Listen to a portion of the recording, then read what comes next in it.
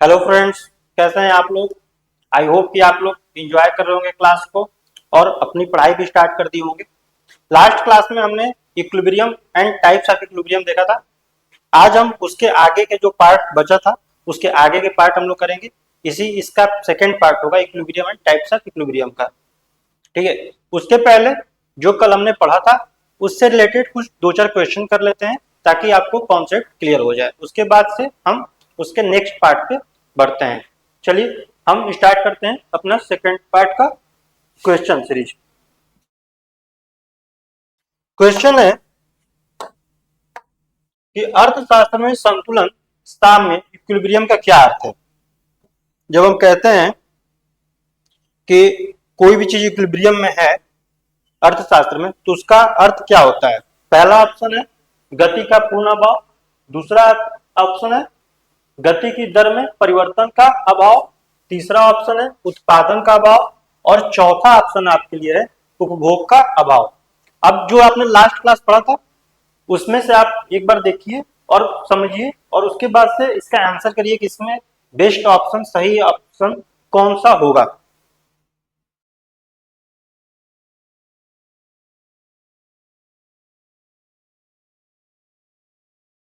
ठीक है, तो इसका जो बेस्ट ऑप्शन है वो है गति की दर में परिवर्तन का अभाव। यानी जब हम लोग कल इक्विलिब्रियम पढ़ रहे थे तो ये देख रहे थे जो गति का दर है वो स्थिर रह रहा है, उसमें कोई बदलाव नहीं हो रहा है, वो स्थिर। ठीक है, तो उसका हम ये देखा था कि संतुलन की स्थिति में मैं कहूँ संतुलन की स्थिति में जो गति की दर है वो स्थिर है। गति की दर स्थिर है यानी मूवमेंट रेट ऑफ मूवमेंट। ठीक है,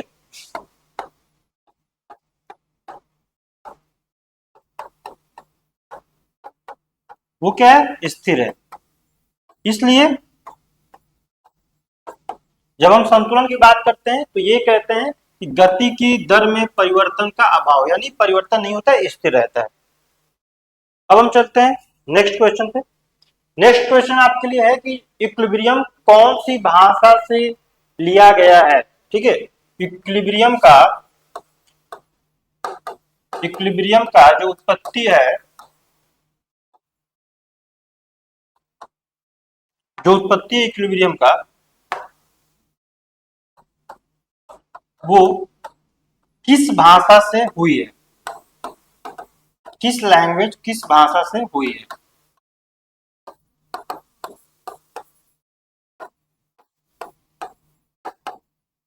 बताइए आप लोग इसका आंसर बताइए।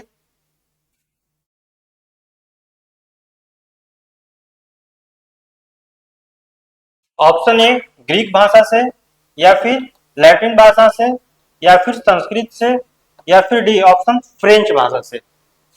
जब इक्विलिब्रियम पढ़ना है तो हमको पता है कि संस्कृत तो होगा नहीं। थोड़ा क्वेश्चन को ऐसे हमको करना है, इसका जो क्वेश्चन करने के एग्जाम में जो प्रोसेस होता है आप लोगों को बताऊं, एलिमिनेट करना सीखे कि जो नहीं होगा उसको पहले काटिए। ठीक है, अगर क्वेश्चन कंफ्यूजन है जो 100% आ रहा है उसको आप तो डायरेक्ट करेंगे, लेकिन जो क्वेश्चन में आपको जहां कंफ्यूजन लग रही है उसको क्या करिए, उसको आप एलिमिनेट करना सीखिए। जैसे यहाँ पे एक संस्कृत वर्ड है तो ऑब्वियसली संस्कृत होगा नहीं, तो इसको पहले काट दीजिए। ठीक है, अब बचा आपके लिए ग्रीक, लैटिन और फ्रेंच। तो एक कॉन्सेप्ट, एक आप जब भी इकोनॉमिक्स पढ़ते हैं तो ये देखते हैं कि कुछ कुछ चीजें ऐसी होती है कि जो हमको बार बार जिस टाइम से स्टार्ट हुआ है उस टाइम का एक थॉट्स बनाते हैं। तो हम ये कहते हैं कि फ्रेंच भी बहुत ज्यादा रिलेट नहीं करता है, तो फ्रेंच को भी ऑप्शन हटाते हैं। अब ऑप्शन बचा हमारे पास दो, ग्रीक या लैटिन। अब यहाँ पे आप थोड़ा सा अपना दिमाग लगा के 50-50 चांस लेके यहाँ पे आप आंसर करने की कोशिश किया करिए। ठीक है, तो यहाँ पे संस्कृत हटा दिया हम लोग, फ्रेंच हटा दिया, अब बचा ग्रीक और लैटिन। कल हमने पढ़ा था कि जो इक्विलिब्रियम शब्द है वो लैटिन भाषा से इसकी उत्पत्ति हुई है, जो दो शब्द मिलकर बना है जिसका एक्वस और लिब्रा। इसका पहला ऑप्शन होगा बी आपका। इसमें हमने पढ़ा था कि जो इक्विलिब्रियम है वो दो शब्द प्लस लिब्रा, इसका अर्थ था समान, और यहां पे हम लोग तराजू ले लेते हैं इसका अर्थ। ले नहीं रहते, लैटिन शब्द में इसका अर्थ तराजू होता है। तो ये दो शब्दों से मिलकर बना है इक्विलिब्रियम। ठीक है, तो कभी भी आपको क्वेश्चन पूछे तो ये लैटिन भाषा होगा। नेक्स्ट चलते हैं। पूछ रहा है कि संतुलन मूल्य पर क्या होता है, इक्विलिब्रियम प्राइस पे क्या होता है। इक्विलिब्रियम प्राइस पे क्या होता है?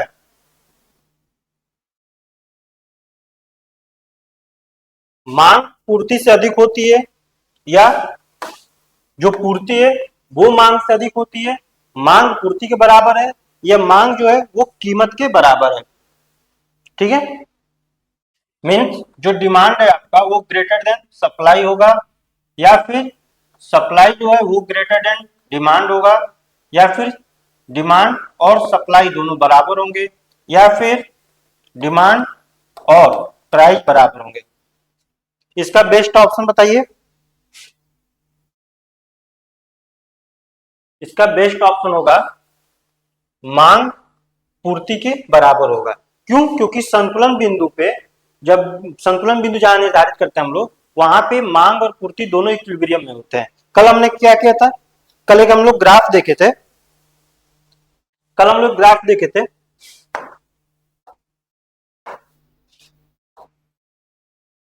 ये था एक्स एक्सिस पे हम लोग क्वांटिटी लिए थे, यानी मात्रा। ठीक है, और दूसरा पे हम लोग प्राइस ले रहे थे। हम लोग ये देख रहे थे कि जो हमारा डिमांड कर्व था और ये सप्लाई कर्व,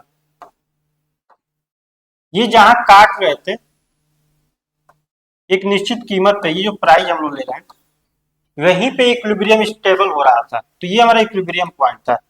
मीन्स क्या कहेंगे कि मांग और पूर्ति, डिमांड, ये डिमांड जो लाइन है और ये सप्लाई, ये दोनों कहां बराबर हो रहे हैं? बिंदु ई पे। तो इसी को इक्विलिब्रियम पॉइंट कहते हैं। यहाँ पे मांग और पूर्ति दोनों बराबर होते हैं।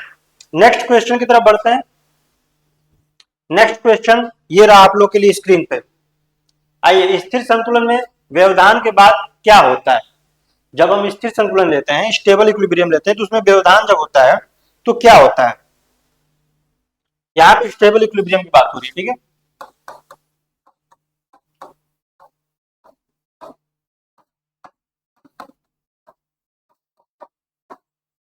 स्टेबल इक्विलिब्रियम पे क्या होता है?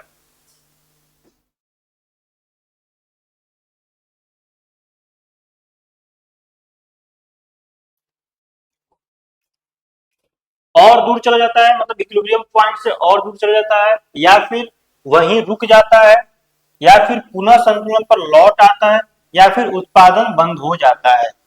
ठीक है, ये चारों ऑप्शन, इसमें आपको बेस्ट ऑप्शन कौन सा लग रहा है? और दूर तो जाएगा नहीं, क्योंकि स्टेबल था, हम लोग पढ़ रहे थे कल। कॉन्सेप्ट एक बार आप रिवाइज कीजिए लास्ट क्लास वाले। तो दूर नहीं जा रहा था, वहीं रुक नहीं रहा था, और उत्पादन तो बंद हो नहीं रहा था। तो ये तीनों गलत होंगे। जो आपका सही आंसर होगा वो होगा पुनः संतुलन पर लौट आता था। जब हम इक्विलिब्रियम की बात कर रहे थे स्टेबल में, तो क्या हो रहा था कि व्यवधान हो भी रहा था तो पुनः वो अपने संतुलन पॉइंट पे वापस आ जा रहा था। ठीक है, जब हम यहाँ पे ग्राफ देख रहे थे,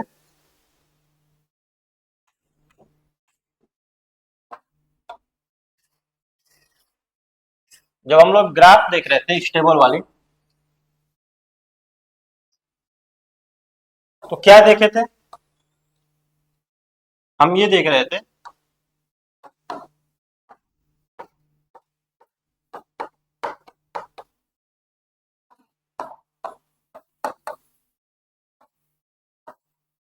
कि जब भी डिमांड और सप्लाई, ये डिमांड हमारा, ये सप्लाई था, ये पॉइंट प्राइस पे, यहाँ पे मात्रा हमारा क्यू थी, ये हमारा इक्विलिब्रियम पे था। ठीक है, यहां तक हम लोग इक्विलिब्रियम किए थे स्टेबल वाले में।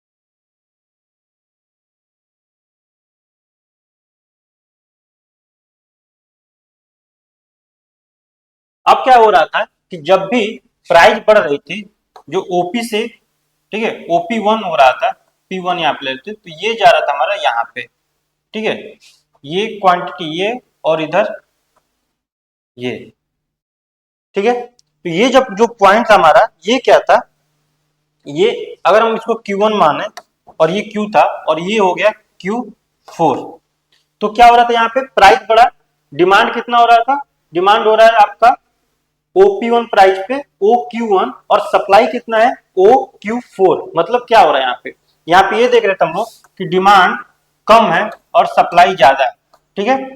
तो जब सप्लाई ज्यादा हो जाएगा तो क्या होता है, पूर्ति जब ज्यादा हो जाएगी, किसी सामान की पूर्ति जब मार्केट में ज्यादा हो जाएगा और डिमांड कम रहेगा, तो क्या करेगा प्रोड्यूसर, जो प्रोड्यूसर है जो फर्म, वो क्या करेगा, अपनी जो गुड्स है उसकी प्राइस लो कर देगा, प्राइस लो करेगा तभी वो सामान बिकेंगे, ठीक है। तो जब यहाँ पे प्राइस लो होगा तो अपने आप ये क्या हो रहा था, ये अपने आप फिर से ये वापस इक्विलिब्रियम पॉइंट पे ये आ रहा था।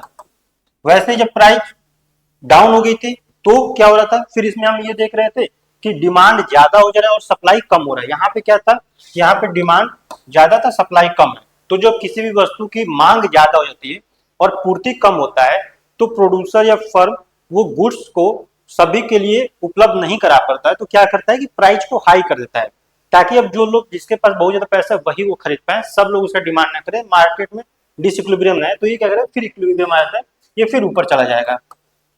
तो ये रहा हमारा कॉन्सेप्ट इक्विलिब्रियम का, ठीक है। यहां तक किसी को कोई डाउट?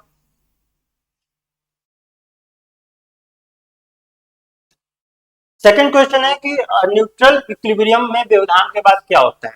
न्यूट्रल इक्विलिब्रियम में व्यवधान के बाद क्या होता है ये हम देखेंगे अपने आज की क्लास जब कंप्लीट हो जाएंगे उसके बाद, क्योंकि कल तक अभी हम लोग स्टेबल तक पहुंचे थे, अनस्टेबल न्यूट्रल उसके बाद की क्लास आज स्टार्ट कर रहे हैं, ठीक है। तो संतुलन तो हम लोग उसकी उत्पत्ति देखे थे, ठीक है। जेके मेहता क्या कहें, इक्विलिब्रियम का निर्धारण कैसे हो रहा था।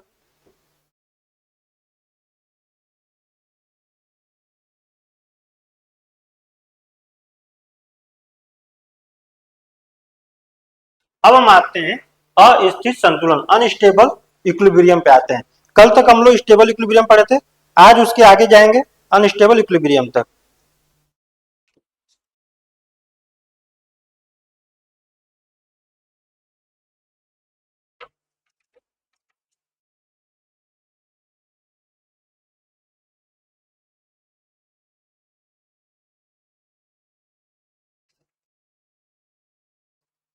हमने देखा था कि जब स्टेबल इक्विलिब्रियम पढ़ रहे थे तो स्टेबल इक्विलिब्रियम में ये था कि जब भी डिसइक्विलिब्रियम हो रहा है, जब भी प्राइस अप डाउन हो रहा है तो वो अपने आप पुनः संतुलन स्थिति पे आ जा रहा है। लेकिन जब अस्थिर इक्विलिब्रियम की बात करेंगे, अनस्टेबल की बात करेंगे, तो जब मार्केट में कोई भी चेंजेज आएगा किसी फैक्टर के कारण, कि प्राइस के कारण, एक्सपेक्टेशन के कारण, टेस्ट के कारण, रिलेटेड गुड्स के कारण, तो जब वो डिमांड और सप्लाई में डिफरेंस आएगा, ठीक है, जब प्राइस में डिफरेंस आएगा और वो डिसइक्विलिब्रियम में होगा, तो वो क्या होगा कि और वो फिर बढ़ता चला जाएगा, वो पुनः अपने इक्विलिब्रियम में नहीं आएगा, वह दूर चला जाएगा, इक्विलिब्रियम से और दूर चला जाएगा।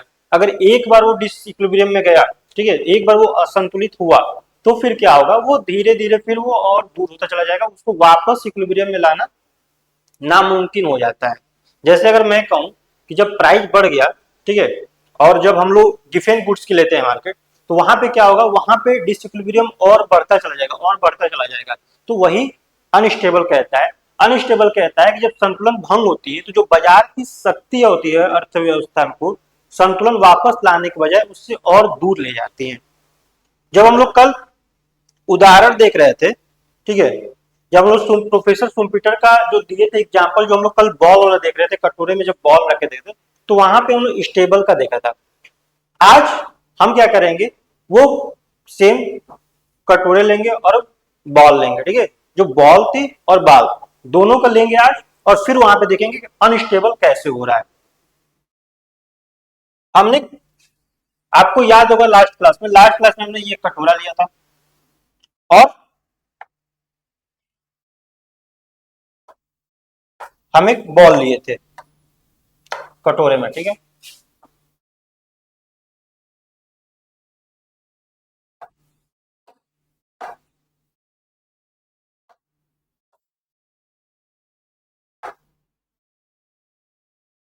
ये हमारा गेंद था, स्टेबल था ये, ये क्या था, ये स्टेबल की बात हो रही है यहाँ पे। तो प्रोफेसर शुम्पीटर कहते हैं कि जब इस कटोरे में इस प्रकार की जो पेंदी वाले कटोरे लेंगे, ठीक है, ये इस प्रकार के पेंदी वाले, ये वाला हम नहीं लेंगे। तो प्रोफेसर शुम्पीटर कह रहे हैं कि जब इस बॉल को डिस्टरबेंस लाया जा रहा है, जब इसको हिला दिया जा रहा है कटोरे की, या फिर बॉल को यहाँ से हम छोड़ रहे हैं, पहले यहाँ पे उसको लेके फिर हम हिला दिए, तो क्या हो रहा है, ये बॉल क्या हो रहा है कि बॉल ऊपर जाएगा, फिर नीचे आएगा, फिर इधर ऊपर जाएगा, फिर नीचे आएगा, ऐसे करते करते ये धीरे धीरे ये क्या होगा कि ये फिर से अपने पुनः वही जगह पे आके रुक जाएगा। तो ये था हमारा स्टेबल। अब अनस्टेबल देखें हम, तो प्रोफेसर शुम्पीटर कहते हैं कि जो आपने कटोरा स्टेबल के लिए लिया था, उसको क्या कीजिए, उसको उल्टा कर दीजिए। अब ये कटोरे को हम लोग उल्टा कर दिए, ये क्या किए, ये कटोरे को हम लोग उल्टा कर दिए। ओके, अब इस पे एक बॉल लीजिए आप, इस पे एक बॉल लीजिए, इसके ऊपर कटोरे के उल्टे उसके पेंदी पे बॉल लीजिए। अब यहाँ पे हम बॉल लिए,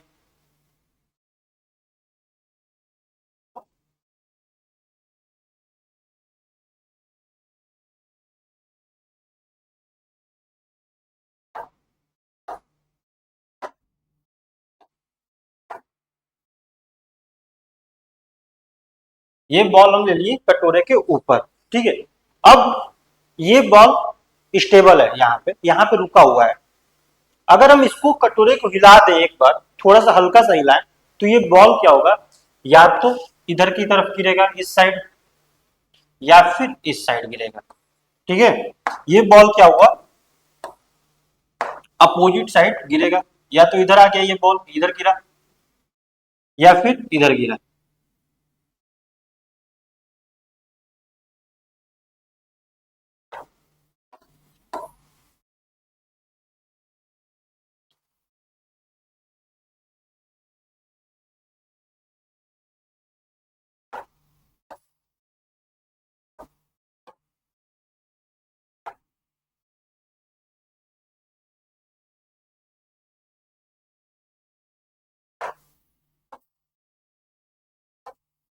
ये बॉल क्या हुआ, या तो इधर गिर गया, या फिर हम कहें या तो राइट साइड गिरा, ओके, दाहिने साइड, या फिर लेफ्ट साइड गिरा।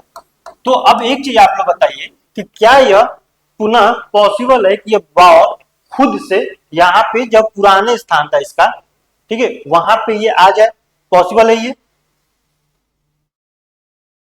क्या ये पॉसिबल है कि ये जो बॉल इस साइड गिरा है या फिर ये गिरा है, ये पुराने फिर से लुढ़कते हुए अपने इस पुराने जगह पे वापस आ जाए? नहीं। अगर एक बार उस जगह से गिरा, एक बार उस जगह से डिस्टर्ब हुआ, एक बार उस जगह से डिसइक्विलिब्रियम में आया, एक बार उस जगह से हटा, तो ये दोबारा उस जगह को प्राप्त नहीं कर सकता। तो यही था अनस्टेबल, ठीक है, यही है अनस्टेबल। अब आप लोग को अच्छे से समझ में आ गया होगा कि यही था हमारा अनस्टेबल।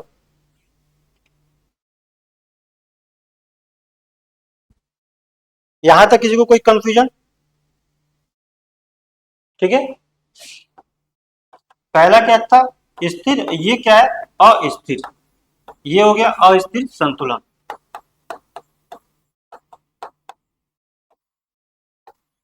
ये कॉन्सेप्ट आपको क्लियर हो गया होगी। स्टेबल ये हो गया हमारा, ठीक है, स्थिर संतुलन ये हो गया,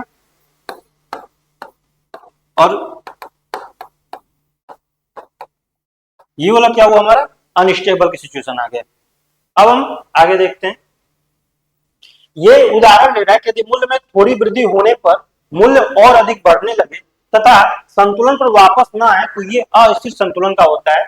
जैसे एक बार बॉल को डिस्टर्ब किए तो वो डिस्टर्ब और बढ़ता ही चला गया, लूडो की ओर आगे ही चला गया, वो अपनी जगह पुराने जगह पे वापस नहीं आ पाया। अब इसको हम लोग जो डायग्राम है उस डायग्राम के सहायता समझते हैं कि अस्थिर संतुलन कैसे होता है।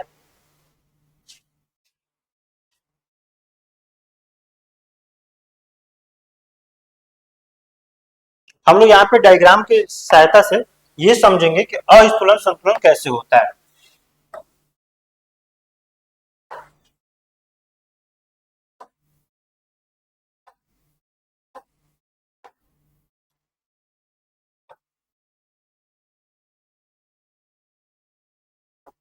ये ले लिया हमने एक्स एक्सिस, यहाँ पे हमने मात्रा ले लिया, क्वांटिटी हो गया ये हमारा प्राइस हो गया, कीमत, ठीक है। वाई एक्सिस था ये। अब देख रहे हैं कि इसमें जब हम क्या करते हैं, जब अस्थिर संतुलन का डायग्राम बनाते हैं तो ये थोड़ी सी अपोजिट होता है किससे, स्टेबल से।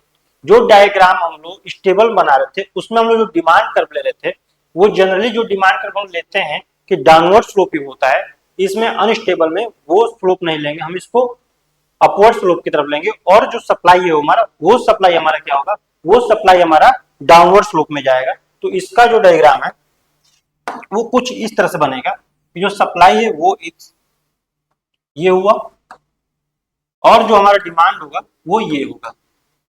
क्यों? क्योंकि अभी आपको मैंने बताया कि जब हम इसमें लेते हैं तो इसमें गिवन गुड्स लेते हैं या फिर इंफीरियर गुड्स की क्वालिटी लेते हैं, तभी तो जब प्राइस डिस्टर्ब होगा तो इक्विलिब्रियम में नहीं आ पाएगा। इसलिए हम इस गुड्स की एग्जांपल लेते हैं। अब हम देख रहे हैं कि ये प्राइस यहाँ पे क्यू पे P0 प्राइस पे स्टेबल है, ये हमारा इक्विलिब्रियम पॉइंट है। ये जो बॉल थी हमारी, वो बॉल यहाँ पे रुकी हुई है, स्टेबल पॉइंट पे है। लेकिन जब एक बार ये डिस्टर्ब होगा, तो अब इसके आगे का प्रोसेस देखते हैं। जब एक बार ये डिस्टर्ब हुआ तो कैसे और दूर होता चला जाएगा, ये देखेंगे। अब प्राइस को हम लोग बढ़ा रहे हैं OP0 से OP1 की तरफ। ये प्राइस बढ़ा हमारा P1,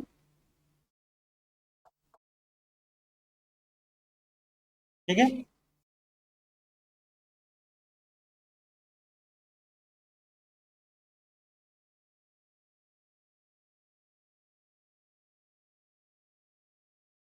ये Q1 हो गया, और ये जो हमारा हुआ ये Q4 हो गया।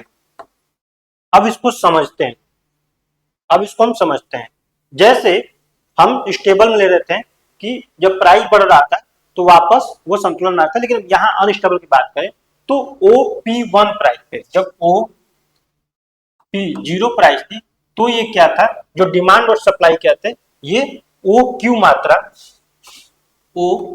मात्रा पे इक्विलिब्रियम पॉइंट थे, ठीक है।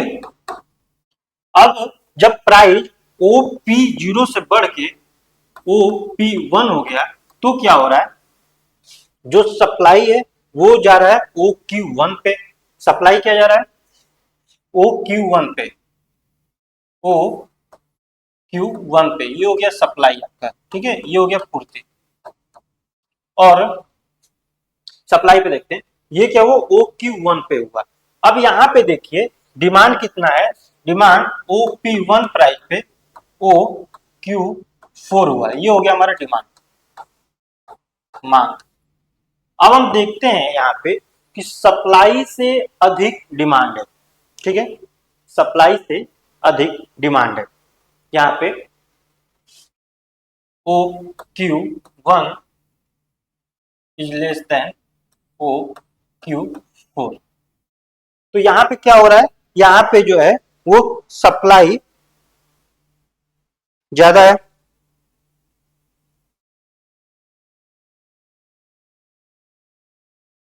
ठीक है। यहाँ पे क्या है आपका, डिमांड ज्यादा है, सॉरी डिमांड सप्लाई नहीं है, डिमांड यहाँ पे ज्यादा है। क्यों? क्योंकि ये देखिए ना, यहाँ पे ये पॉइंट सप्लाई का, ये पॉइंट डिमांड का है, तो इसमें क्या हो रहा है, इसमें डिमांड ज्यादा है सप्लाई से।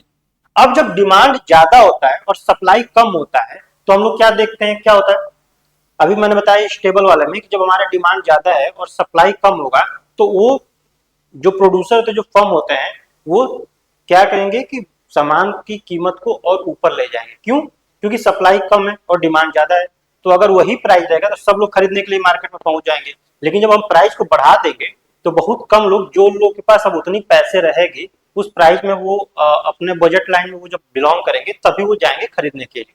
तो यहाँ पे क्या होगा, यहाँ पे प्राइस और बढ़ जाएगी, प्राइस और बढ़ जाएगी। तो प्राइस जब बढ़ेगी,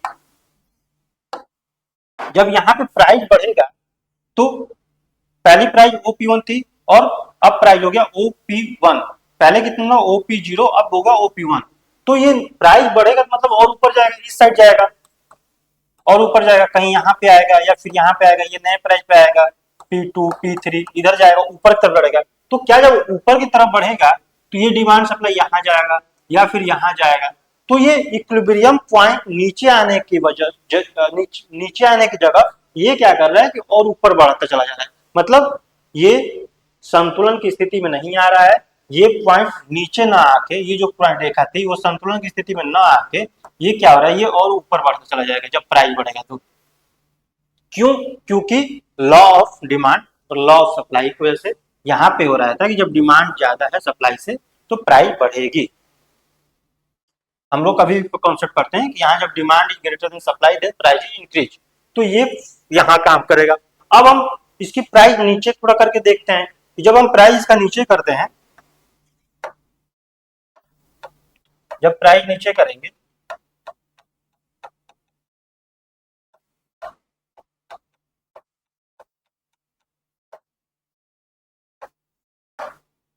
अब आते हैं हम इसको प्राइस नीचे करते हैं। जब प्राइस नीचे करते हैं हम ये कहते हैं कि हम प्राइस OP0 से घटा के प्राइस कर दिए हम OP2, ये P2 मान लेते हैं। अब जो OP2 कर दिए हम लोग यहाँ पे,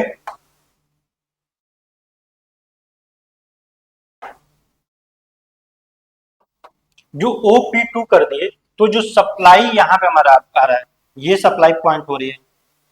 ओके, तो ये आ गया, ये हो गया Q2 और ये हो गया, और ये सप्लाई का हो गया Q3 और ये हमारा डिमांड की पॉइंट थी। अब यहाँ पे देखेंगे, यहाँ पे हम देख रहे हैं कि जब प्राइस हम नीचे किए, जब हम प्राइस OP0 पे थे तो मात्रा थी OQ, ये वाली मात्रा हम ले रहे थे जब हम OP0 पे थे तो, ठीक है। अब जब प्राइस कम हुआ तो OP2 पे आ गया, ये प्राइस कम हो रहा है यहाँ पे, तो कितना हो रहा है, सप्लाई की मात्रा देखते हैं हम। सप्लाई हो रहा है हमारा OQ3, ये OQ3 हुआ, OQ3 ये हमारा पूर्ति हो गया। और OP2 प्राइस पे डिमांड कितना हुआ, डिमांड हुआ हमारा OQ2, OQ2। अब यहाँ पे देखेंगे दोस्तों कि जो सप्लाई है वो ज्यादा हो रही है और डिमांड कम है, डिमांड कम है, ये डिमांड हो गया यहाँ पे मांग।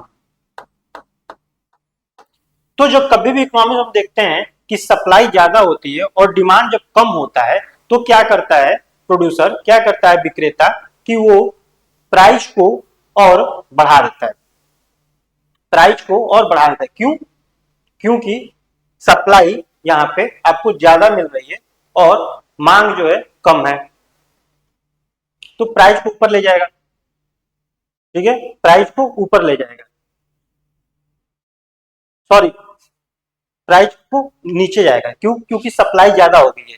यहाँ पे जब किसी वस्तु की सप्लाई और पूर्ति ज्यादा हो जाती है और उसकी मांग कम हो जाती है तो उसको बेचना है, उत्पादन अधिक हो गया मार्केट में, तो वो क्या करेगा कि प्राइस को कम करके वो जल्दी से जल्दी अपना जो स्टॉक पड़ा है उसको बेचेगा, ठीक है, जो जल्दी से जल्दी उसको बेचेगा। तो जब ये सप्लाई में यहाँ पे ज्यादा हो गया, यहाँ पे हम ये कहें कि जो supply is greater then demand, तब क्या होगा, और वो प्राइस को कम करेगा। जब प्राइस को कम करेगा तो ये प्राइस कहीं इधर आएगी, कम होगी तो इस पॉइंट पे आएगा, ठीक है, ये कहीं इस पॉइंट पे आएगा और कम करेगा तो, या फिर ये आएगा तो इधर जाएगा या फिर इधर जाएगा। मतलब क्या और कहने का यहाँ पे कि जब प्राइस को कम करेगा तो वो इक्विलिब्रियम स्थान पे न जाके और नीचे ही चला जाएगा, ये जो देख रहे हैं, और ये नीचे जाएगा और ये नीचे जाएगा। तो कहने का तात्पर्य यह है कि जब भी हम अस्थिर इक्विलिब्रियम की बात करते हैं तो जब एक बार इक्विलिब्रियम पॉइंट से वो कहीं हटता है या ऊपर या नीचे जाता है तो और ये तो ऊपर ही चला जाएगा या फिर और नीचे ही चला जाता है, मतलब वो अनस्टेबल की सिचुएशन में आता है, वो पूरा अपना पुराना जगह वापस नहीं आ सकता है। इसलिए हम कहते हैं कि जब निरंतर बढ़ता रहेगा प्राइस तो और बढ़ेगा, और जब कम होगा तो कम होता ही चला जाएगा। तो ये हमारा अनस्टेबल था, ठीक है। ठीक है, हमने यह देखा कि एक बार किसी कारण से अनस्टेबल हो जाता है, उसमें गड़बड़ी आ जाती है, तो प्राइस निरंतर बढ़ता चला जाएगा या फिर प्राइस निरंतर घटता चला जाएगा जब एक बार घटेगा तो। ये हमारा था अनस्टेबल। अब हम आते हैं न्यूट्रल पे। न्यूट्रल कहने का मतलब ये है कि अगर कोई वस्तु जो है अपने स्थान से हटकर दूसरे स्थान पे आ रही है और फिर वो स्थान पे रुक जा रहा है, ठीक है, मैं कहूं कि किसी वस्तु की प्राइस एक बार बढ़ के फिर वो क्या करता है, उसी जगह पे रुक जाता है, तो वो न्यूट्रल मतलब तटस्थ हो जाता है, वहां से फिर वो बढ़ता नहीं है, मतलब बढ़ता नहीं चला जाएगा। अगर एक बार अपना जो पुराना जगह है वो छोड़ के नए जगह पे आता है और वो नए जगह पे फिर रुक जाता है, जब जो नए जगह उसका जो न्यू प्लेस होती है वहां पे वो स्टेबल हो जाता है, तब उसको हम कहते हैं न्यूट्रल। यहाँ भी सोमपीटर साहब ने अपना एग्जाम्पल दिया था, ये तीनों जो एग्जाम्पल था वो एक ही साथ दिया था, मैं आपको अलग अलग जब से जैसे आ रहा है स्टेबल और अनस्टेबल और न्यूट्रल, वहां पे आपको इसका बताते चला जाऊं। अब जो हम देखे थे अभी, जो सुम्पीटर साहब की डायग्राम देख रहे थे, ये हम देखे थे स्टेबल और अनस्टेबल, और तीसरा आ रहा है हमारा न्यूट्रल।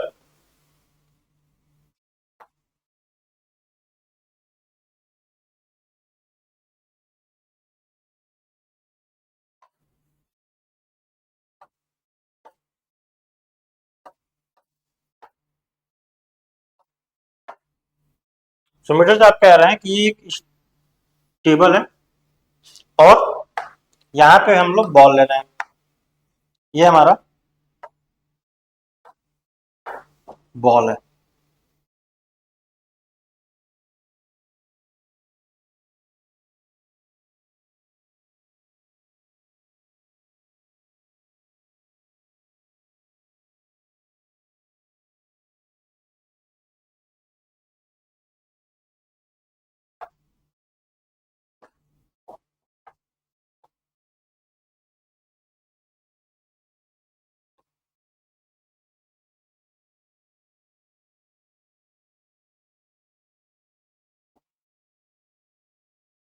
ये कोई समतल टेबल है और ये हमारा क्या है, ये हमारा बॉल है, ठीक है, ये हमारा बॉल है।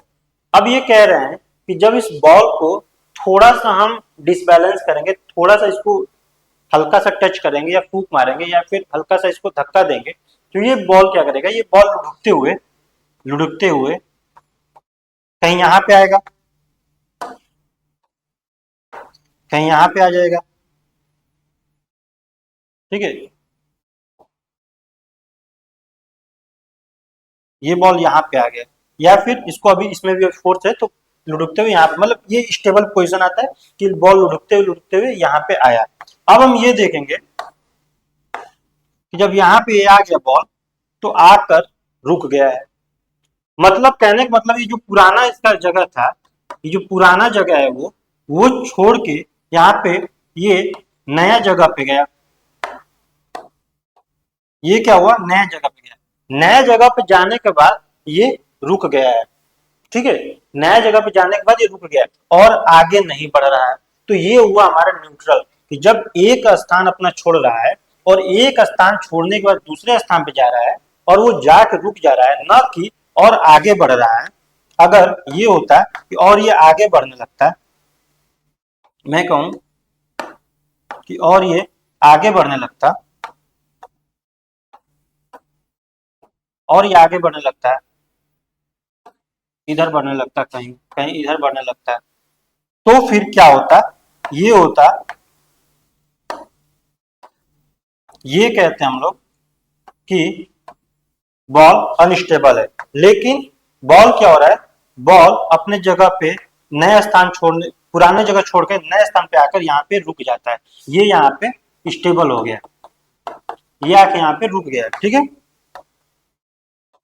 तो इसको हम लोग कहेंगे न्यूट्रल। ये पोजीशन, ये सारे पोजीशन नहीं होंगे, ये नहीं होगा, ये नहीं होगा, ये नहीं होगा, ये यहीं पे आके रुक गया, ठीक है, ये यहीं पे आके रुक जा रहा है, तो इसको हम कहेंगे न्यूट्रल। मतलब अगर इक्विलिब्रियम में, ठीक है, अगर इकोनॉमिक में कहीं चेंज होती है किसी फैक्टर के कारण, तो वो अपना जो पुराना जगह है वो छोड़ के नए जगह पे जाके रुक जा रहा है, तो वो हो रहा है हमारा न्यूट्रल, ठीक है।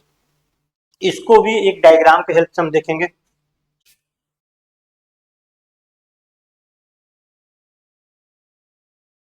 देखिए यहाँ पे डेफिनेशन लिखा है, एक बार आप लोग देख सकते हैं कि तटस्थ संतुलन वह स्थिति है जिसमें संतुलन भंग होने पर अर्थव्यवस्था न तो अपनी मूल स्थिति में लौटती है और न ही उससे दूर जाती है, बल्कि नई स्थिति में बनी रहती है। मतलब कहने का तात्पर्य वही है कि जब नई स्थिति में वापस नहीं जा रही, नई स्थिति छट के पुरानी जगह से छोड़ के नई जगह पे जा रही है, तो वहां पे जाके वो रुक जा रही है, फिर उससे कोई नया जगह नहीं प्राप्त कर रही है, वो वहीं पे जाके रुक जा रही है।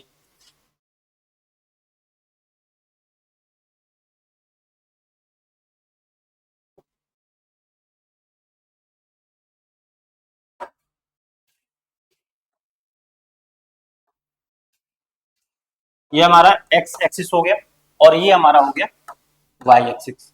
अब इस पे हम देखेंगे कि कैसे न्यूट्रल में इक्विलिब्रियम कैसे स्टेबल होता है। ये हम लोग बनाएंगे अब डिमांड। अब इसमें देखिए कि डिमांड कर्व कैसा है और सप्लाई कर्व कैसा है। ये देखिए डिमांड कर्व हमारा होगा,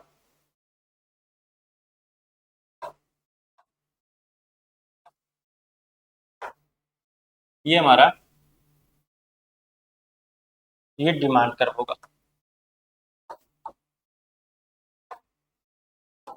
और ये हो गया हमारी सप्लाई।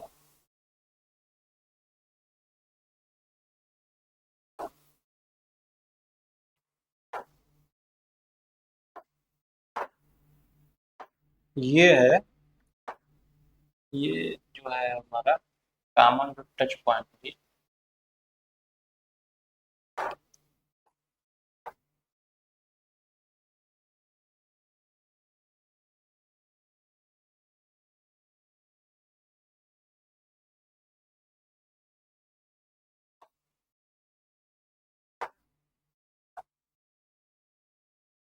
ठीक है, ये हमारा डायग्राम रेडी हो गया।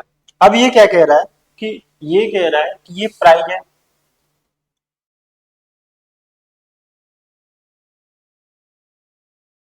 ये प्राइस पे,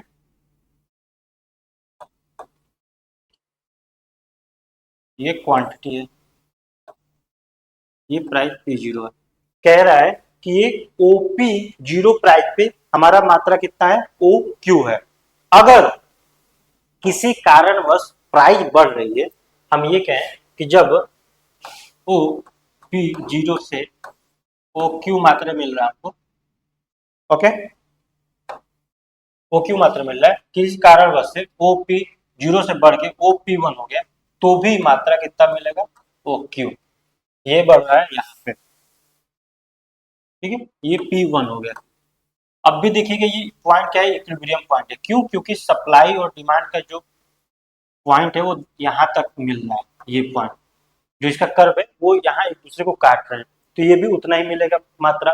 अगर प्राइस कम भी हो रही है, OP2 हो जाए, कम हो रहा है प्राइस यहाँ पे, तो भी मात्रा वही मिल रहा है। तो तटस्थ का कहने का मतलब यह है कि इक्विलिब्रियम जो E और E1 E2 यहाँ पे हम पॉइंट देते हैं इसको, E E1 और ये हो गया हमारा E2।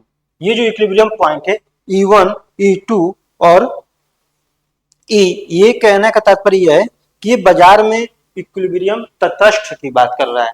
क्यों? क्योंकि यहाँ पे मात्रा सेम है और नए जगह छोड़ के पुराने जगह भी जा रहा है, मात्रा सेम मिल रहा है, तो इसको हम कहेंगे तटस्थ इक्विलिब्रियम। ठीक है, यहां तक आप लोगों को क्लियर हो गया होगा पॉइंट। हम लोग जो काइंड्स ऑफ इक्विलिब्रियम पढ़े थे, स्टेबल, ठीक है, अनस्टेबल और न्यूट्रल, तो ये हमारा तीनों यहाँ पे क्लियर हो गया। अब आपको जो एक क्वेश्चन दिया था स्टार्टिंग में, ये जो क्वेश्चन था आपके लिए, इसका आंसर आप लोग कर सकते हैं कि जब हम लोग ये पढ़े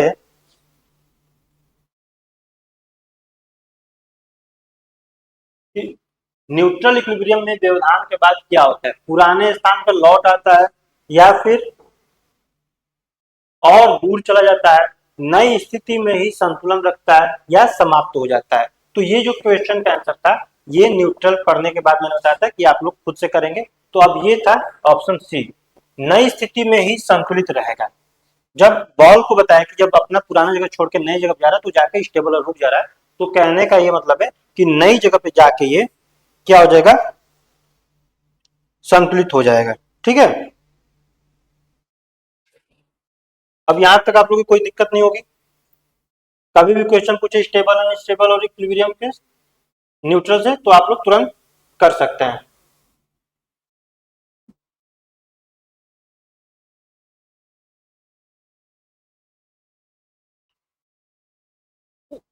ये देखिए जो बॉल थी वो नए जगह, पुराने जगह छोड़ के नए जगह पे आके स्टेबल हो गया। अब हम लोग इक्विलिब्रियम का ये आप लोग के लिए है, एक बार देख लीजिए। क्विक समरी है, एक रिवीजन के लिए इसको डाल रखा है। स्टेबल क्या है, अनस्टेबल क्या है और इक्विलिब्रियम क्या है। नई स्थिति में ही बना रहता है, न्यूट्रल कहेंगे, संतुलन से और दूर चला जाता है अनस्टेबल कहेंगे, और संतुलन पर वापस आ जाता है इसको कहेंगे स्टेबल। दूसरा अब इसका ये पार्ट है कि अभी तक जो इक्विलिब्रियम का काइंड्स पढ़े उसमें और भी कुछ प्रकार होती हैं, उसको आज हम लोग इस क्लास में देखेंगे।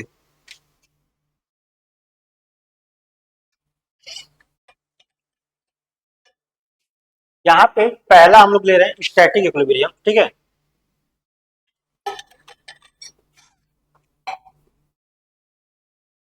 स्टैटिक एंड प्रवाहिक मतलब क्या है कि स्थैतिक संतुलन और डायनेमिक प्रवाहिक संतुलन, ये दोनों संतुलन भी इक्विलिब्रियम के ही पार्ट हैं।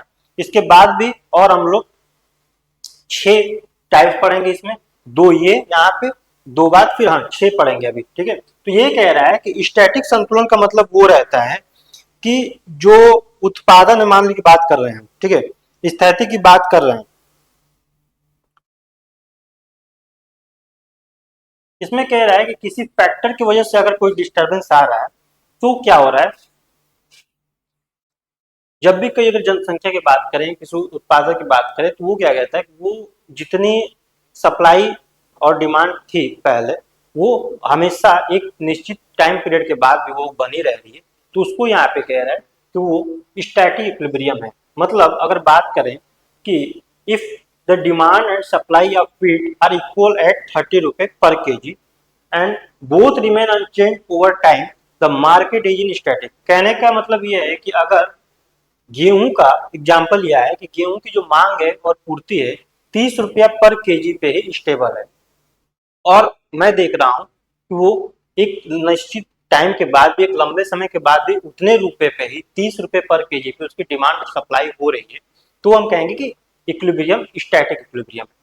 अब मैं एक आपको एग्जाम्पल लेता हूं जो आपके बुक में भी दिया एग्जाम्पल, कि अगर मान लीजिए कि कलम की मांग और पूर्ति, पेन की डिमांड एंड सप्लाई 5000 है, ठीक है, 5000 किसी पर्टिकुलर प्राइस पे, मान ली 10 रुपए पर, और मैं देखता हूं कि वो 15 दिन बाद भी उतना ही मांग और पूर्ति हो रहा है, उसी कीमत पे हो रहा है, 5000 ही बना रह रहा है, तो हम लोग इसको कहेंगे कि ये हमारा स्टैटिक इक्विलिब्रियम है। इसमें कोई अब आपको कंफ्यूजन नहीं होगी। इसका हिंदी वर्जन आपके लिए एक बार इसको देख सकते हैं कि स्थैतिक संतुलन क्या है।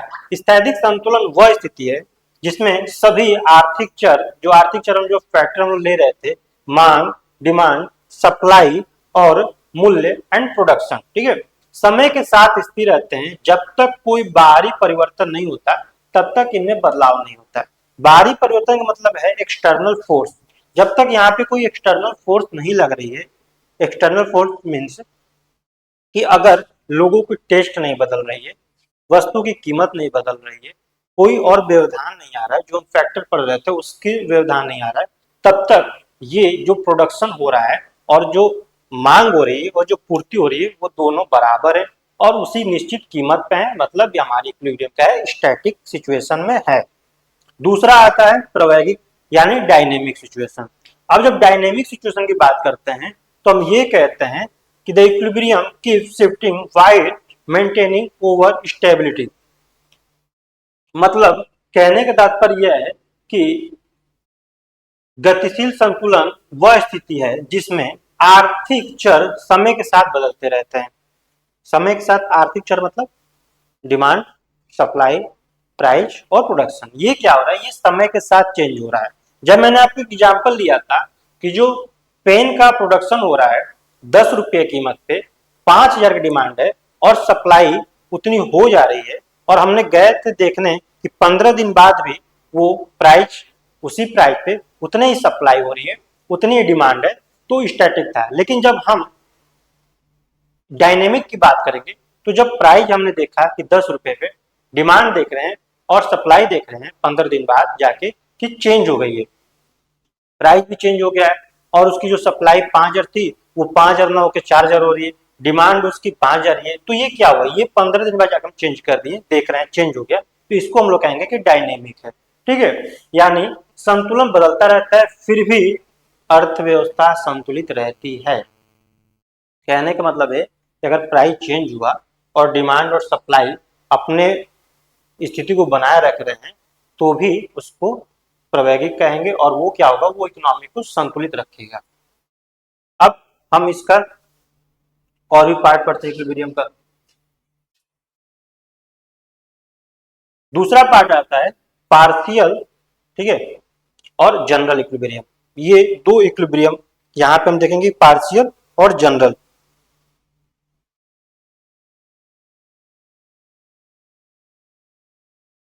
जब समान संतुलन की बात करते हैं, सॉरी आंशिक संतुलन की जब बात करते हैं हम लोग, तो क्या बात करते हैं, आंशिक का मतलब पार्शियल का मतलब बात करते हैं हम लोग एक उपभोक्ता।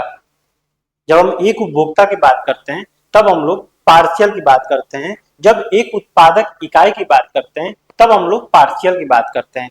पार्शियल मीन्स क्या होता है, आंशिक कहने का तात्पर्य यह है कि आर्थिक संतुलन में जब हम मैक्रो की बात करते हैं, सॉरी जब आर्थिक संतुलन में जब मैक्रो की बात करते हैं, व्यवहार का अध्ययन करते हैं, तो इसमें हमारा एक प्रोड्यूसर से मतलब होता है, एक उत्पादक से मतलब होता है, ठीक है, और एक उपभोक्ता से मतलब होता है। मतलब हम इकोनॉमिक के सारे चीजों को एक साथ लेके नहीं चलते हैं, हम लोग एक एक इकाई में देखते हैं, हम लोग इंडिविजुअल देखते हैं, तो उसको कहते हैं हम लोग पार्शियल यानी आंशिक। जब कह रहे हैं कि partial equilibrium is the analysis of equilibrium in a single market. ठीक है, सिंगल मार्केट मीन्स वही एक उपभोक्ता, एक प्रोड्यूसर, एक विक्रेता, एक क्रेता। तो ये क्या हो रहा है, ये इंडिविजुअल की बात कर रहे हैं इकोनॉमिक्स में। ठीक है, तो इसको हम कह रहे हैं कि सिंगल मार्केट और a single industry assuming that all other market remains constant means ceteris paribus। सभी को जब हम कांस्टेंट मान लें और किसी एक फर्म की बात करें, किसी एक इंडस्ट्री की बात करें, किसी एक उपभोक्ता की बात करें, एक प्रोड्यूसर की बात करें, तब वहां पे हम बात करते हैं आंशिक की यानी पार्शियल की। ठीक है, जो पार्शियल का प्रोपाउंडर थे, जो आंशिक इक्विलिब्रियम देने वाले थे, वो थे अल्फ्रेड मार्शल। इन्होंने ही पहली बार इस कॉन्सेप्ट का उत्पत्ति की, इस कॉन्सेप्ट के बारे में अल्फ्रेड मार्शल ने ही पहली बार हमको समझाया।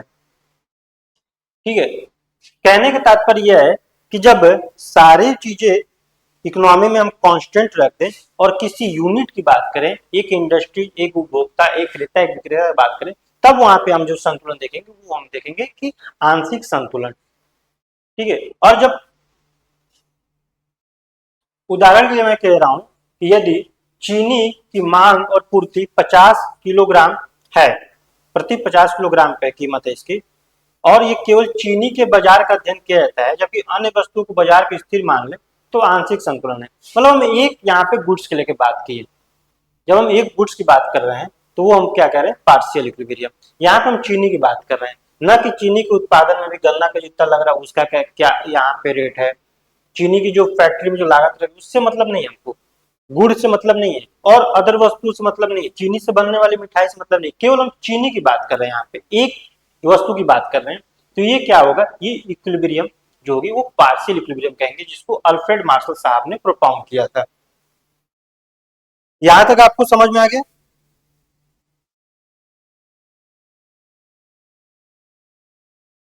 कहने का मतलब किसी एक वस्तु के जब हम विश्लेषण करते हैं ना, जब एक वस्तु को बाजार में विश्लेषण करते हैं, जिसको एनालिसिस करते हैं, तो हम कहते हैं कि हमारा पार्शियल इक्विलिब्रियम है।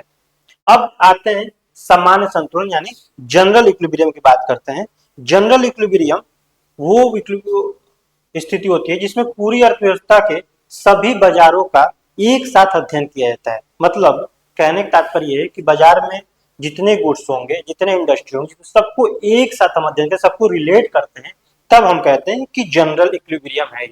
यह माना जाता है कि सभी बाजार एक दूसरे को प्रभावित करते हैं। यानी अगर मैं बात करूं यहाँ पे केवल पेट्रोल की बात करूं, तो पेट्रोल की जब मैं बात करूंगा तो वो हमारा आ जाएगा आंशिक में। जब हम पेट्रोल की बात करेंगे जनरल में, तो पेट्रोल से रिलेटेड जो भी प्रभाव देखेंगे हम, जैसे अगर पेट्रोल की प्राइस बढ़ी तो ट्रांसपोर्टेशन कॉस्ट जो बढ़ा, यातायात जो उसमें कॉस्ट लागत बढ़ी, उसको जब देखेंगे, यातायात कॉस्ट बढ़ने की वजह से जो हमारे वस्तु उनकी प्राइस जब बढ़ेगी, तो ये क्या हो रही है, तीनों चार चीजें एक दूसरे से रिलेट कर रही हैं, तो इसको हम कहेंगे कि ये हमारा समान संतुलन यानी जनरल इक्विलिब्रियम के कॉन्सेप्ट में आएगा। मतलब अगर कोई वस्तु एक दूसरे से रिलेट कर रही है तो वो क्या होगा, वो होगा समान। इसको प्रतिपादित करने वाले जो इकोनॉमिस्ट थे वो थे लियोन वॉलरस। लियोन वॉलरस आपने इस पर प्रोपाउंडर थे, ये देखिए लियोन वॉलरस, इस कॉन्सेप्ट को पहली बार लियोन वॉलरस साहब ने दिया था। अब यहाँ पे मैंने दिखाया कि पेट्रोल की कीमत बढ़ रही है, ठीक है, बढ़ने से जो परिवहन की लागत बढ़ रही है, ट्रांसपोर्ट कास्ट बढ़ रहा है, सब्जी और अन्य वस्तुओं की कीमतों पर प्रभाव पड़ता है तथा सभी बाजार मिलकर नए संतुलन स्थिति पे पहुंच रहे हैं, तो उसको कहेंगे समान संतुलन। जब ट्रांसपोर्टेशन कास्ट बढ़ गया पेट्रोल बढ़ने से, जब फ्रूट्स वेजिटेबल्स की दाम बढ़ी, तो फिर क्या हुआ, जो डिमांड थी वो चेंज हुई, और डिमांड की चेंज होने की वजह से जब सप्लाई भी चेंज होके फिर से इक्विलिब्रियम पे आ गई, तो हमारा हुआ जनरल इक्विलिब्रियम।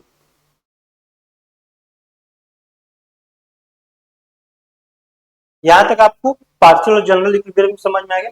अब जो नेक्स्ट है, ये मैं एक आप लोग के लिए समरी टाइप में ये बना है, एक बार आप इसको देख सकते हैं कि जो पार्शियल इक्विलिब्रियम की बात करता है वो कह रहा है स्टडी ओनली वन मार्केट, केवल एक मार्केट का हम लोग यहाँ पे अध्ययन कर रहे हैं। लेकिन जब जनरल इक्विलिब्रियम की बात कर रहे हैं तो स्टडी ऑल मार्केट टुगेदर, सभी वस्तु सभी बाजार को हम एक साथ अध्ययन करेंगे तो हमारा होगा general. Assume other market remain constant, जब पार्शियल की बात करते हैं तो अदर मार्केट, जब जिस वस्तु की बात करते हैं उस वस्तु की बात करते हैं, उसके अलावा अन्य सभी मार्केट को, अन्य सभी बाजार को हम लोग क्या करते हैं, कांस्टेंट मान लेते हैं। लेकिन जब जनरल इक्विलिब्रियम की बात करते हैं तो सभी बाजार को हम एक साथ लेके चलते हैं, एक दूसरे पे क्या प्रभाव पड़ रहा है उसकी भी हम बात करते हैं, ठीक है।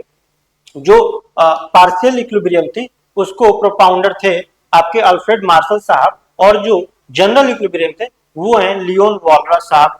यहाँ पे आप लोग एग्जाम्पल भी देख लिए थे। अब हम आगे की तरफ बढ़ते हैं। एकल संतुलित मतलब सिंगल इक्विलिब्रियम, और क्या है सिंगल इक्विलिब्रियम, सिंगल इक्विलिब्रियम हम वो अर्थव्यवस्था में ये कहेंगे कि जब किसी बाजार या अर्थव्यवस्था में केवल एक ही संतुलन बिंदु होता है जहां मांग और पूर्ति बराबर होती, तो उसको हम लोग कहते हैं एकल इक्विलिब्रियम, एकल साम्य, एकल संतुलन स्थिति। कहने का तात्पर्य है कि जब कोई भी चेंज होती है, ठीक है, किसी फैक्टर की वजह से डिमांड और सप्लाई में प्राइस में चेंज हुआ और वो फिर से पुनः इक्विलिब्रियम की स्थिति में वो आ जा रहे हैं, तो उसको हम कहेंगे एकल। जैसे हम लोग स्टेबल की जब बात पढ़ रहे थे तो उससे यहाँ पे रिलेट कीजिए कि किसी भी परिवर्तन के बाद बाजार पुनः उसी संतुलन बिंदु पर वापस लौट आता है। हम लोग जब स्टेबल इक्विलिब्रियम की बात कर रहे थे तो यही एकल इक्विलिब्रियम का वहां पे आपको जो ग्राफ बना था डिमांड और सप्लाई का, तो वो सिंगल किसी गुड्स के लेके बन रहा था और सिंगल एक ही डिमांड और एक ही सप्लाई था, तो वो था एकल। कह रहा है कि यदि चावल की मांग और पूर्ति वक्र केवल एक बिंदु पर 40 रुपए प्रति किलोग्राम की कीमत पर मिलते हैं तो इसे एकल संतुलन बिंदु कहते हैं। मतलब चावल की जो प्राइस है, एक ही प्राइस है, उस पे उसका डिमांड और सप्लाई इक्विलिब्रियम पे आ रहा है, तो यहाँ पे हम लोग सिंगल इक्विलिब्रियम की बात करेंगे। यहां तक किसी को कोई प्रॉब्लम? अब होता है आप बहु संतुलन की बात यहाँ पे देखेंगे। जो बहु संतुलन स्थिति है उसमें हम क्या कहते हैं कि जो अर्थव्यवस्था है एक से अधिक संतुलन बिंदु होते हैं और विभिन्न परिस्थितियों या नीतियों के अनुसार अर्थव्यवस्था इनमें से किसी भी संतुलन पर पहुंच सकती है। कहने के तात्पर्य है कि जो इक्विलिब्रियम पॉइंट हम अभी तक एक देख रहे थे स्टेबल में या सिंगल में, उसमें यहाँ पे जब बहु संतुलन की बात हम करेंगे तो क्या करेंगे, देखेंगे कि इसमें इक्विलिब्रियम पॉइंट एक नहीं रहेगी, एक से अधिक इक्विलिब्रियम पॉइंट देखने को मिल सकता है और बाजार वहां पे जाके संतुलित हो सकता है और उस इक्विलिब्रियम पॉइंट पे अर्थव्यवस्था आपकी रन करेगी। जैसे हम लोग न्यूट्रल इक्विलिब्रियम की बात कर रहे थे जब, तो हम ये देख रहे थे वहां पे ई की इक्विलिब्रियम के साथ साथ E1 और E2 भी इक्विलिब्रियम मिल रहा था। ओके, या फिर हम स्टेबल की बात करें तो स्टेबल में तो हम पुनः वहां पे वापस आ जाते थे उसी इक्विलिब्रियम पे, लेकिन जब असंतुलन की सॉरी बहु संतुलन की जब बात करते हैं तो क्या होता है कि इसमें एक से अधिक इक्विलिब्रियम पॉइंट होती है और उस जगह से वो पुराने इक्विलिब्रियम पॉइंट से हटकर दूसरे इक्विलिब्रियम पॉइंट पे जाके भी अर्थव्यवस्था चलती है, वो इस संतुलन स्थिति में ही चलती है। तो जब बहु संतुलन की बात आएगा तो माइंड में एक चीज रखिएगा कि इसमें इक्विलिब्रियम पॉइंट एक से अधिक होती है। कह रहा है कि किसी देश में एक संतुलन उच्च रोजगार और उच्च आय का हो सकता है, जबकि दूसरा कम रोजगार और कम आय का हो सकता है। ये दोनों ही संभावित संतुलन स्थिति है। कहने का तात्पर्य है कि जब एक कोई किसी कंट्री की बात कर रहा है तो उसमें क्या कह रहा है, उसमें इक्विलिब्रियम जो होगा वो उच्च रोजगार और उच्च आय पे भी हो सकता है, और उसी इकोनॉमी में दूसरा कम रोजगार और कम आय पे भी हो सकता है। तो ये दोनों चीजें संभव हैं, तो इसको हम क्या कहेंगे, इसको हम कहेंगे मल्टीपल इक्विलिब्रियम। ओके, अभी तक आपने जो भी पॉइंट यहाँ पे पढ़ा, हम लोग स्टेबल पढ़े, अनस्टेबल पढ़े, न्यूट्रल पढ़े, उसके बाद से हम लोग पार्शियल जनरल की बात किए, फिर स्टैटिक डायनेमिक की बात किए, उसके बाद से सिंगल इक्विलिब्रियम और मल्टीपल इक्विलिब्रियम की बात किए। तो आज की जो क्लास है वो संपूर्ण इक्विलिब्रियम और टाइप्स ऑफ इक्विलिब्रियम आपको समझ में आ गया। इससे आपको जो पहले मैंने क्वेश्चन कराया था वो क्वेश्चन आपके पीवाईक्यू में दोनों जगह टीजीटी और पीजीटी दोनों जगह पूछे जा रहे हैं। अदर एग्जाम में भी यूजीसी नेट की बात कर लें, असिस्टेंट प्रोफेसर की बात कर लें, तो इक्विलिब्रियम पॉइंट से एक दो क्वेश्चन बनना ही बनना है, पार्शियल से बनना ही बनना है, जनरल से भी कभी पूछ सकते हैं। ठीक है, तो ये जो सारे कॉन्सेप्ट हैं आपको एक बार आपको बैठ के प्रॉपर इस वीडियो को, इस क्लास को दे के वन लाइनर नोट बना के एक बार रिवीजन कर लेंगे, आपके सारे कॉन्सेप्ट क्लियर हो जाएंगे। अगर कहीं आपको कुछ इसमें प्रॉब्लम मिल रही है तो आप मेरे कॉन्टेक्ट नंबर पे या फिर इंस्टीट्यूट के टेलीग्राम नंबर पे या फिर इसमें डायरेक्ट कमेंट करके आप क्वेश्चन पूछ सकते हैं। ठीक है, थैंक यू वेरी मच।